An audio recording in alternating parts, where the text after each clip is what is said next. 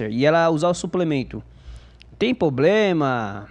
Pode causar reações? Excelente pergunta a sua. O câncer, ele é confundido com micro-organismo. Quando a gente toma um antibiótico, antiviral, antiparasitário, a gente está combatendo seres externos, são micróbios. O câncer somos nós mesmos, de forma melhorada. E aí? E aí que ele é melhor do que nós e eu tenho que destruir aquela célula. Logo, aquilo que me faz bem, também faz bem a ele. Então, vamos lá. Vou dar um exemplo. Vitamina B12, ácido fólico, colina, forma fosfatidilcolina, que faz membrana citoplasmática, SAMe, que tomam para o fígado. Porém, quando eu tô aí com câncer, lembrando, ele é agente de forma melhorada, ele quer mais, substrato. Paciente com câncer não deve usar, durante a quimioterapia, antioxidante. Por exemplo, um medicamento que eu uso, que é a doxorubicina ou a mitoxantrona, eu provoco uma forte oxidação na minha célula. Por que eu tenho que provocar oxidação na minha célula cancerígena? Porque eu preciso desajustar o código genético dele. Ele é ajustado bonitinho pelas estonas, etc. E ele se protege com os telômeros, que a gente chama, né? E o câncer tem grande capacidade de refazer esses telômeros, que ele produz muita telomerase. E os telômeros protegem o DNA dele. Se eu não consigo chegar no DNA e travar essa hélice, destruir ela, bagunçar ela, eu não mato essa célula. Logo, o próprio câncer faz muito componente antioxidante. Ele já faz muito glutationa, etc e tal. Se eu vou lá e suplemento com N-acetilcisteína, o NAC, se eu dou glutationa reduzida, se eu dou brocofanos, por exemplo, que é um suplemento que vem do brócolis, que ajuda demais a nós produzirmos antioxidantes e metabolizar moléculas hepáticas.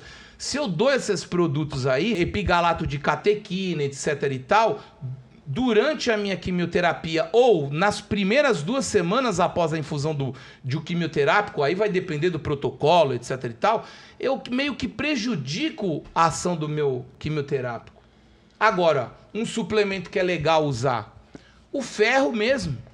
O ferro, eu preciso oxidar, não preciso? Eu preciso fazer uma coisa chamada reação de Fenton, onde eu aumento a quantidade de hidroxila me danifica ali, dá peroxidação, eu tento bagunçar o código genético. Então, é legal você suplementar com ferro. Tem estudos aí, lá fora, eles usam uma planta chamada artesunato, que é a artesímia. É uma planta que lá eles já estão usando como suplemento. Mas ela é uma planta que nós temos estudos. Aqui no Brasil é utilizado muito para malária, para o plasmódium. Nós temos estudos de combate do câncer. E hoje ela é usada, eu prescrevo nas doses para combater o câncer nos meus pacientes. Mas é um suplemento, nós estamos falando de suplemento de forma geral, certo? Sim, correto. E aí é um suplemento que o paciente com câncer pode conversar com o seu médico e ver se vale a pena. Porque ele vai atuar tentando matar o câncer de fome, inibindo uma molécula que chama fator de crescimento vascular endotelial, que o câncer vai fazendo um monte de vasos para ele poder chegar mais alimento, e ele também, numa dessa, ele se espalha, né? Então, ela ajuda a bloquear as metaloproteinases. As metaloproteinases são enzimas que degradam as metaloproteínas, que são proteínas de estrutura de divisão entre tecidos. Logo, se eu degrado, eu abro o caminho para o câncer. Entendeu? Então, assim, nós temos suplementos que são interessantes nós utilizarmos no paciente. Por exemplo, às vezes o paciente ele não consegue fazer uma dieta cetogênica no começo, né? Alguns oncologistas seguem aí ainda a questão da dieta cetogênica. Por quê? Porque o câncer, uma das vias que a gente tenta inibir é a via da tirosinoquinase, da insulina e do IGF, que ela é muito ativa, a via do RAS, que é conhecida, a via do BRAF. E essa via aqui, ela é muito mitogênica.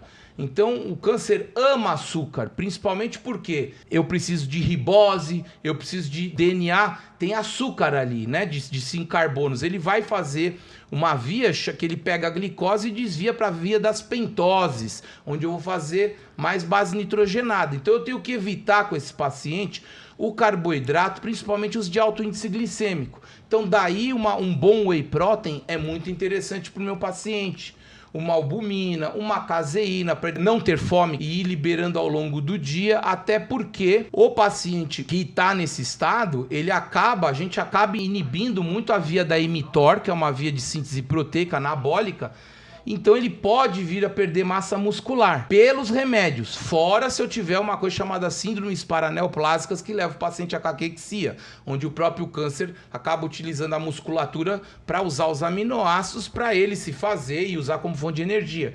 Então eu dando isso para o meu paciente, eu meio que alimento o meu paciente ao mesmo tempo que eu tento destruir essas minhas células aí. O que eu quero dizer com tudo isso que eu estou falando? O que eu quero dizer é que, por favor, se você está num processo desse, se você já teve, né, se você tem histórico na família, vai se monitorando, não use suplementos por influencers que ficam ganhando e ficam repetindo textos que mandam ele falar, entendeu? E mandam falar assim, e aí muitas vezes você está achando que estava se ajudando e está prejudicando a terapêutica e alimentando o seu inimigo.